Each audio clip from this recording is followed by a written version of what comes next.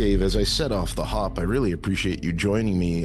Mad respect for the fact that out of all of Eric's clients, it seems like I've been coming across lately, I am uncovering gems of musicians who've not only been doing it for a long time, but are so passionate about it that they're experiencing different incarnations, I call it, of life. I mean, having you join me and talk about your past is literally something we would probably need like a 12-part miniseries because there's so many layers to Dave Genn. So, first of all, thanks for joining me. I really appreciate it. Well, thank you for having me. And you know, it's very interesting because over the last few weeks of interviewing various different musicians, I'm discovering that as they evolve in their love of music, you can literally trace it back to how it all started. So I did my Dave Genn deep dive into your days with Dead Surf Kiss, which is amazing because apparently you were inspired by your love of the Grateful Dead, Kiss, and surfing, or at least, again, as we talked about earlier, that's what Google claims it is. But tell me about that, because I came across that music. I think it's called Necrotic Nirvana. My goodness, talk about being ahead of your time. What inspired all that? Where did that, tell me about the origin story. How did that begin that now we're talking 40 plus years later, and here you are? Yeah, so Dead Surf Kiss was a thrash metal band that I was in the very early 90s. When I was 19 years old, I moved from White Rock into Vancouver and joined the Vancouver music scene. I came in a band called 24 Gone, which were more of a they were more of an 80s kind of post-punk, slightly goth band in the vein of The Cure, The Cult. And we took a left turn in 91, changed our name to Dead Surf Kiss and started playing thrash metal. And we put some hard yards in the early 90s up and down the West Coast, playing all through California and Oregon and Washington State.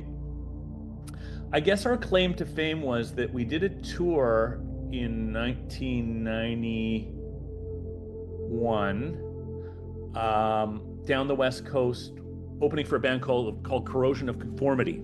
And there was another band on the bill, a baby band whose first record wasn't released yet, and they were called Tool. So we got to know the guys in Tool a little bit. We were doing some dates down the West Coast with them. And then Adam said to me one day, hey, if you guys are going to be in LA in a couple of weeks, we have a show in a bar with our friends band. It's on a Monday night. The cover is $5. And we could get you on the bill. He said, you're going to love our friends band. The guitarist is amazing. And that friends band turned out to be a band called Rage Against the Machine. So we played a bar in Hollywood on a Monday night called Club with No Name. Cover was $5, the beers were $3, and the bill was Tool, Rage Against the Machine, and my band, Dead Surf Kiss. And I'll tell you, when Rage Against the Machine came out, our jaws hit the floor. Like, I mean, it's hard to describe how, rock and rap hadn't really been married yet at that point. There was Aerosmith and Run DMC, but we hadn't heard anything like it. And we essentially went home after that and changed our name again to DSK and threw out all the material and started to play something that we felt that was more current. That band, we had a lot of opportunities to take the next step, and we never could quite take it. It's one of the great disappointments of my career, and mainly because those guys in the band, they were, we were truly, that romanticized idea of a rock band, best friends, a gang in the streets, hanging out when we weren't playing. The drummer and I had grown up across the street from each other. I met him on my first day of kindergarten. He was my best friend. So, that was the great hope, was that dream was going to come true. But there's so many things in the music business that are beyond your control. It's not enough to be good. You've got to be lucky. You've got to be doing the right thing at the right time. You've got to have the timing. And that band just didn't really have the timing. Such a shame, because the inspiration was there. And the fact that it was so really, really well recorded and produced. I mean, if you go online and look up some of the stuff that you did on the Necrotic album, I think it was a song called Jesus Saves. The quality of the composition, it's almost as though it may have happened yesterday. And you know, there'll be people discovering it who will think that as if they discovered it as if it were yesterday. And of course, in a culture where I call it the Gen X trap, you know, we're stuck in a certain level of nostalgia. We just lost Bob Weir. Before then, we lost Ace Frehley. You ever feel like time is kind of disappearing in that regard for you as a musician? I mean, the way you perceive it, it must be rough when you hear about some of your collaborators and those who inspired you, your musical mentors, disappearing. Yeah, I mean, I'll be honest with you, you know, the rock band as a entity is an archaic construct now. You know, there are very few, if any, rock bands coming up. You know, my daughters, who are 18 and 16 this year, they said to me recently, "Oh my God, we would never tell anybody you're in a band. That's so embarrassing." I said, "Really? That's interesting. What's so embarrassing about it?" "Oh my God, if you're in a rock band, it just means you're old and lame." And I thought about it, and I'm like, yeah, well, I mean, they don't listen to any rock bands. All their favorite artists are, you know, they're somebody standing at the front of the stage and then a guy behind them with a laptop. The idea of, you know, a bunch of individuals getting together, an ensemble playing, creating a groove in their individual feels and influences to make something that is distinct to those 4 or 5 individuals. Led Zeppelin being such a good example, you know, or the Rolling Stones, where there's just a feel, you know, immediately that it's them just before anybody sings, because of the nature of what musicians call the pocket. That just doesn't exist anymore. And so, you know, when my daughters say that to me, I'm not insulted. I just go, yeah, this is, you know, you can't stop the future. No. And the future is not rock. And people always say to me, "Oh yeah, it's coming back. It's coming back." And I'm like, yeah, just like the player piano and ragtime and jump jazz, bebop, those are gonna come back first, then rock and roll. The nostalgia is strong, though. That's for sure. Oh, for me, I mean, it's so hard for me to, like, when I'm getting in the car for a long drive, I got to be honest, I'm not exploring new music. I'm listening to my favorites from 1986 or 1992, or, you know, I'm driving up to Whistler and I'm listening to the Benz and OK Computer back to back. Or I'm getting on a plane and I'm listening to Disintegration top to bottom. You know, it's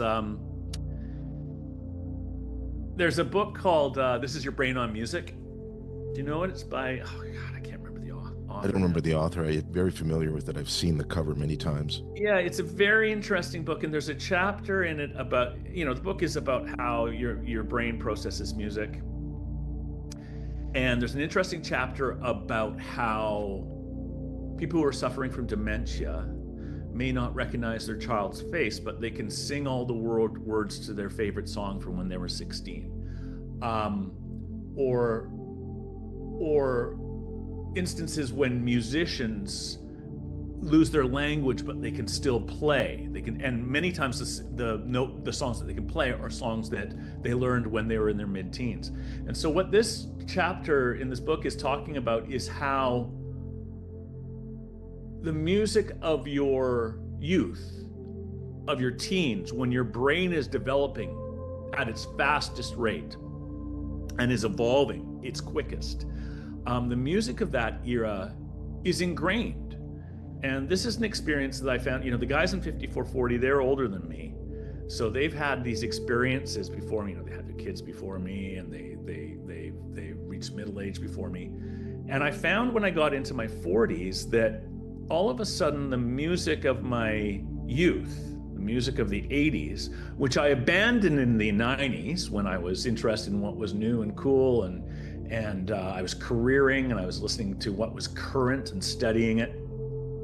All of a sudden in my 40s, the music of my youth became very important to me, maybe even more important than it was at the time, and it was very important. And I mentioned this to the guys, and they said, yeah, same thing happened to me when I got into my 40s. Like the music that of when I was 15, 16, 17, all of a sudden had new importance to me, maybe even more important than it was at the time. So, I mean, the idea of nostalgia, I think, it's ingrained in our evolution. The lessons and the influences of our youth are very important to us in our middle age. Almost, I would argue, on many occasions, cathartic. It explains why people are spending, their $3,000 to see Rush, pay homage to Rush in many respects, right? Or Triumph return original members. And I'm sure that there'll be an opportunity to kind of relive where you were. I mean, I remember where I was the first time I heard Magic Power or Tom Sawyer or, the haunting melodies of Tragically Hip. And so that kind of leads me to 5440, which, it's interesting. After Dead Surf Kiss, you were part of the Matthew Good Band, which really was in its heyday. I mean, you were at the moment. You had joined them right at the moment, I think, where a lot of those songs became staples and people absolutely adored it on the West Coast especially. But then you end up going to 5440, which, as you said, for all intents and purposes, the heyday for many people were the 80s or maybe the 90s. And yet here you are being with them for what, 21 years now?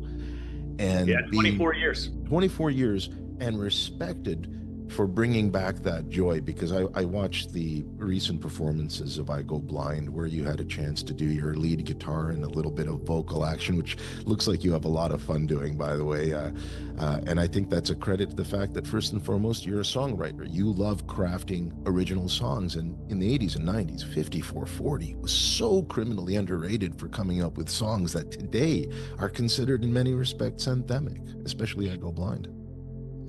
Yeah, I mean, my relationship with 5440 goes back to my early teens, right? Like, my best friend that I grew up with, Brad McGivern, who I mentioned earlier, he's 3 years older than me, and had impeccable taste in music in the 80s.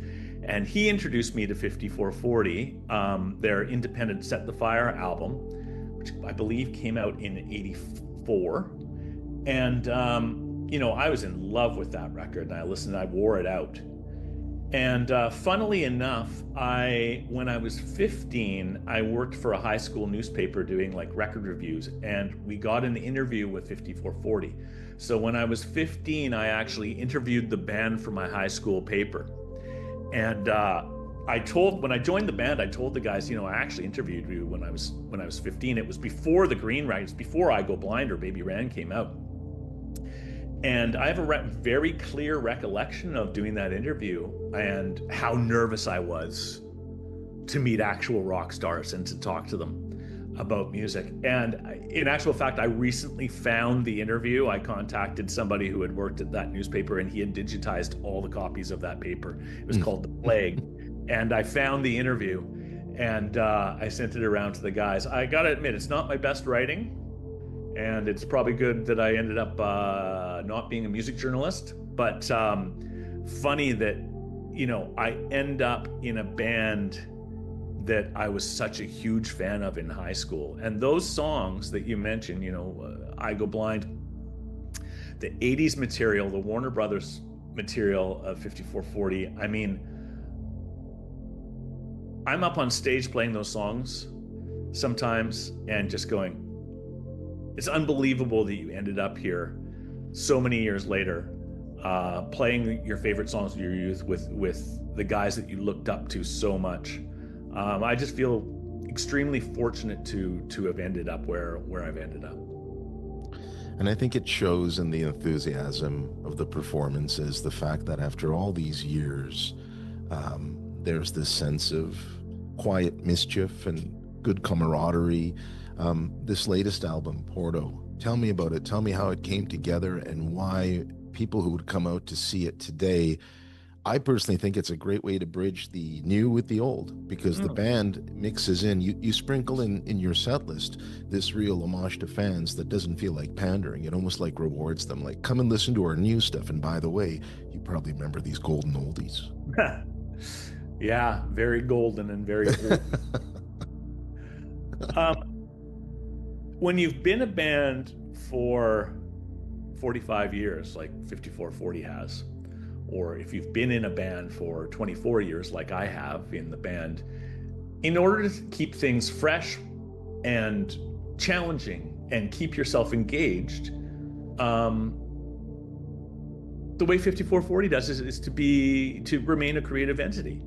And so many of our peers, so many of the bands that are of our vintage, for lack of a better term, are not making records. Or if they do make a record, they make one every 10 or 15 years. They're quite content to go out on the road and just play their hits from 20, 30, 40 years ago and give the people what they expect. But for us, it's always been about looking forward and remaining a creative entity for ourselves, to keep ourselves interested, to keep ourselves engaged, to keep ourselves challenged. And let's face it, getting up on stage and playing Baby Ran for us is not a challenge. There's nothing scary about it. We don't get nervous. But getting up there and playing a new song in front of people, especially one that maybe people have not heard before, and maybe we don't know, is not quite as automatic for us. We've got to be up there and think. We've got to be up there and be present. We've got to be up there and be focused on executing and doing as well as we possibly can. And that's what rock and roll is, a little bit of danger, walking the wire without a net.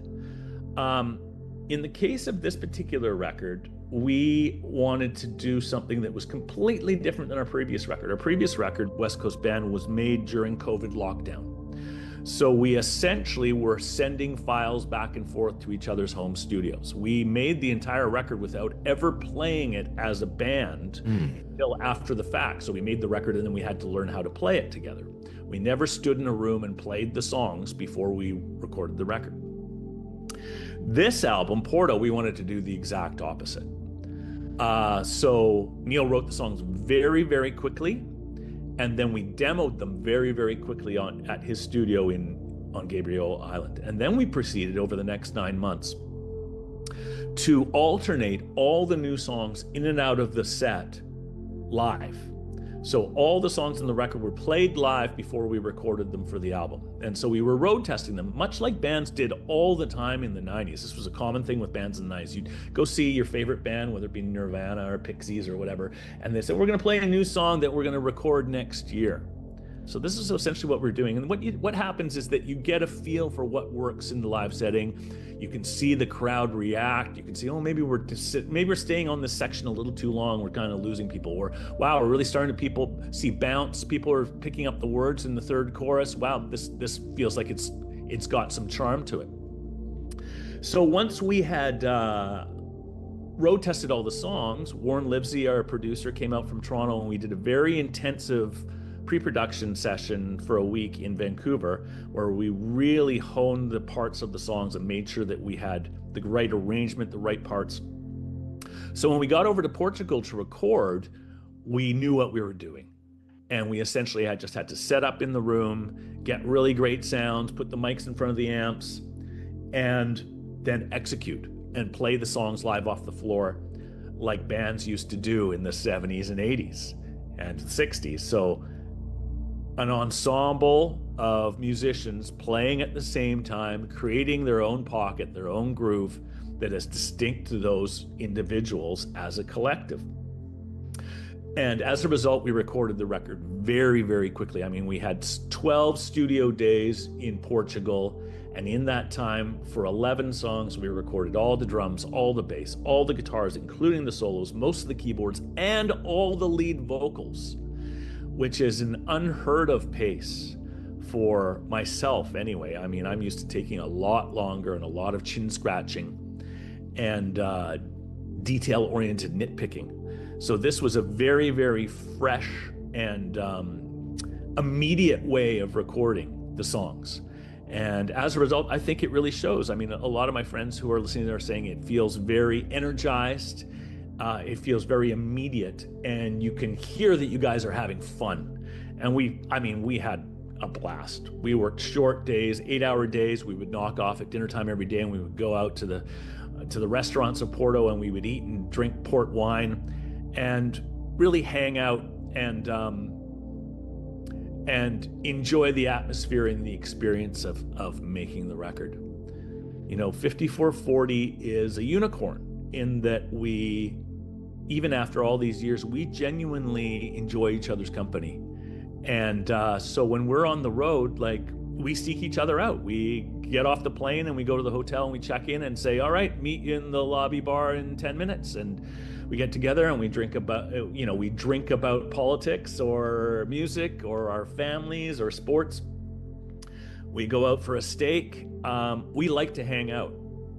We were playing in Newfoundland a few years ago. And when we go to Newfoundland, it's a long way away, so we usually go out a day early to sort of get acclimatized. So we were playing a festival out there, and we decided, oh, you know what, let's go down to the festival grounds and see the bands tonight and check out the venue. So we, the road manager calls us a runner in a Sprinter van, and we go out to the street, and we're loading into the van. And one of the guys from the other bands that we're playing with the next night, they're a well-known Canadian band that everybody knows, been around for a long decades and decades. And the drummer comes out, who we've known for forever, and he says, what are you guys doing? And we're like, oh, we're gonna go down to the venue and check out the check out JJ Wild and see the venue. And he goes, together? And I said, yeah, we're weird. We actually like to hang out together. And he said, oh my God, we sit at different tables in restaurants. And the next day, sure enough, I came down for dinner, and they're all in the restaurant, and they're all sitting at different tables. And I thought to myself, like, where's the fun in that?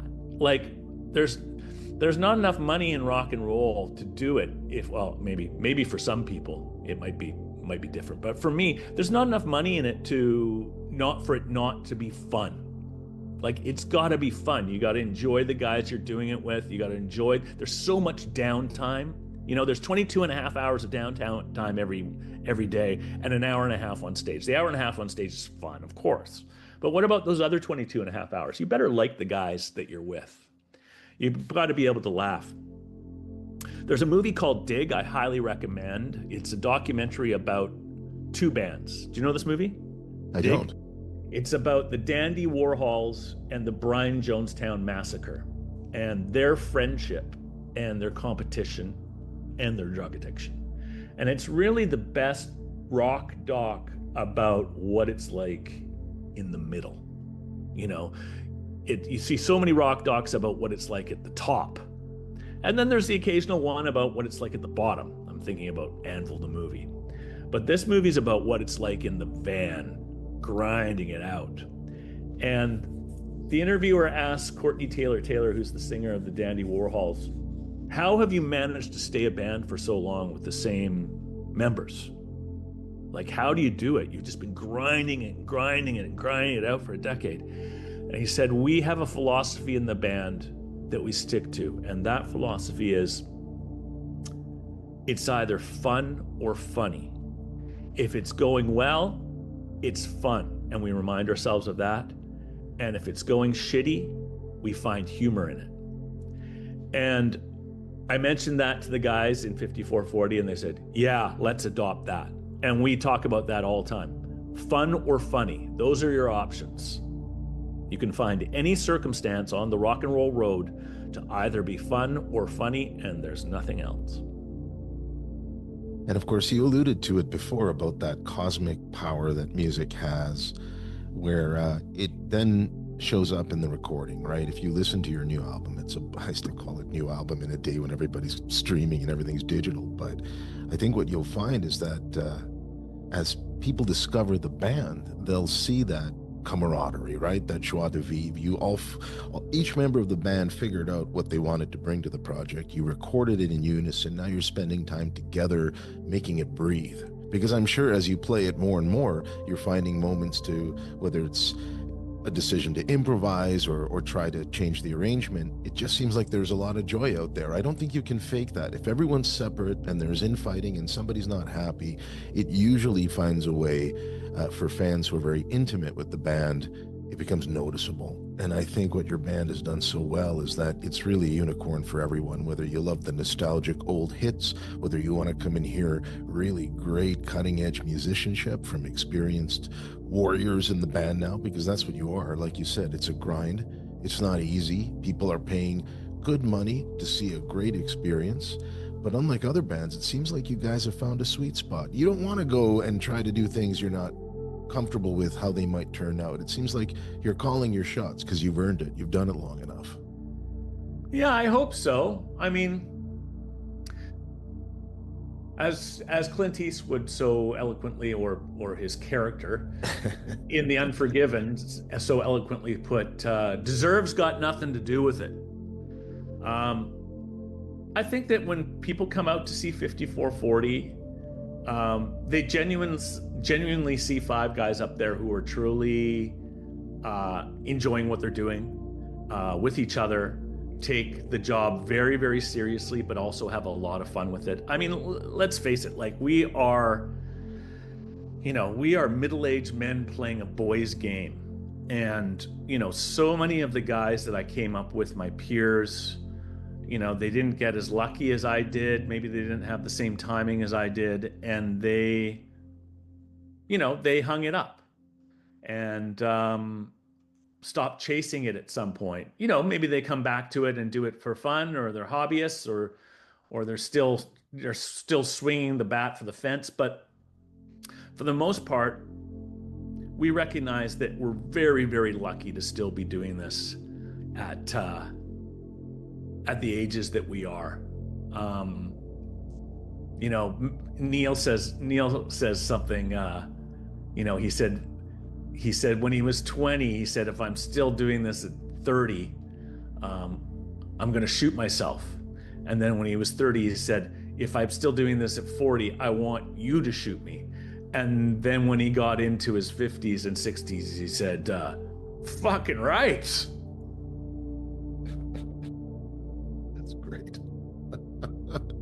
And of course, Mr. Osborne has always had that really, and I even noticed this when I was growing up and listening to 5440 in the 80s. I remember the music videos on TV in the 80s and 90s. He always struck me as the kind of person who doesn't take life too seriously. He's got that great deadpan expression where you're not quite sure. It's a bit of a poker face. Like, is he angry? Is he sad? Is he happy? I've watched him in some recent performances. It seems like he's having a blast. And that's so important, right? Because he is the front man. He is out of all the members of the band, I'm sure he gets the most attention because he was on those videos. But wow, does he ever look laid back, relaxed, like you do. You look like the proverbial silver fox, which is a great compliment. If you've got a 5-man band who all look like they're comfortable and in their space, then the fans just flock to it. And I'm sure you're getting that in some performances. Yeah, I mean, again, I just think that when you recognize how fortunate you are to still be doing it, it's easy to be joyful. Yeah. And I'll also say that, when you look out at the audience from the stage at a 5440 concert, you see so much joy, so many smiles, so many people singing the words. You can see how important the songs are, not just to us, but to the fans. And of course that rubs off on us and influences our performance, right? When you see joy coming back at you, it's very hard not to be joyful. That should be the quote up there with Ace Frehley's, by the time I'm 40, we'll have figured out interplanetary travel and nobody will recognize him anyways. And of course, you know, when Kiss was in those early days, I'm sure you get swept away by it. And I think that what I love about where your band is at is you've gone through, you especially, I mean, I'm sure you have anecdotes that we could talk about for hours during the Matthew Good Band era, right? Especially, you know, growing up in that, surrounded by those great musicians you mentioned in those early 90s. But now it feels like, for whatever it is, universal fate, cosmic kismet, it seems like the band is getting some good pixie dust on it. Like there's a charm to it. I think the more people who discover how active and the new album is out for 5440, you're going to get a lot of new fans, especially younger fans, which has to be gratifying when you look into the audience and you see somebody's daughter, while the mom or dad is just like, they have your t-shirt of the band on and they're so enjoying it. That's got to be so rewarding that you're feeling that energy at multiple generations. Yeah, I mean, I just think that I hope people recognize and respect the fact that we are a band that has always looked forward. I mean, yes, of course, there's 11 or 12 or 13 or 14 songs that, we need to play every night. People come out to see those songs. Those songs are, they're touchstones in their lives, and they remind them of particular instances or a particular time in their life, maybe a simpler time or a happier time. They want to hear those songs. So, a set list is a difficult thing to put together for the band, but for the crowd and our fans to see us still doing our best to grow creatively. And I have to say, I think this is one of the band's best records. I've made 7 with the band so far, and I think it's our best record that I've made with the band. We're getting better. We're getting better at this. And if you've been doing something as long as we've been doing it, well, you better hope that you're getting better. Because if you're getting worse, then you're either lazy or addicted, or perhaps maybe you've got some health problems, or you're dealing with arthritis or something. But or complacency, just straight out complacency, or just laziness. We're not lazy. It's important for us to continue to grow and to continue to express ourselves, and we have a blast doing it. We enjoy the process of making things. When you lay your head down on the pillow at the end of the day and you say to yourself, I brought something into the world today that did not exist this morning. And in order to do it, I used my head and my heart and my experience. In a lot of ways, that's enough. That fulfillment and that feeling of creating something is something that's intangible. And I hope that the people discover the record and recognize that we had a blast making it, and we intend to keep doing it. Well said, Dave. Well said, truly. You're an extremely articulate and well-spoken musician, and you're giving me this vibe that the boys at 5440 were very lucky when they had a chance for you to join. You're like their Joe Walsh. You've come in like a hurricane. You've influenced them on 7 albums now. It's your band. I'm sure some nights it may not feel that way if you're only playing really old stuff, but you are a credit to what it means to have real musical ambition in this day and age, with the credibility of being someone who doesn't sensationalize the emotions behind it. They're very tender. And when you have people out there and they're listening to you play, and you see riveting how they respond to you at a visceral level, that's got to make it all worthwhile. Continued success, both with your individual efforts, with this new release, and with your love of music, which is just so wonderfully clear and abundant to me. Well, thank you very much. I appreciate that.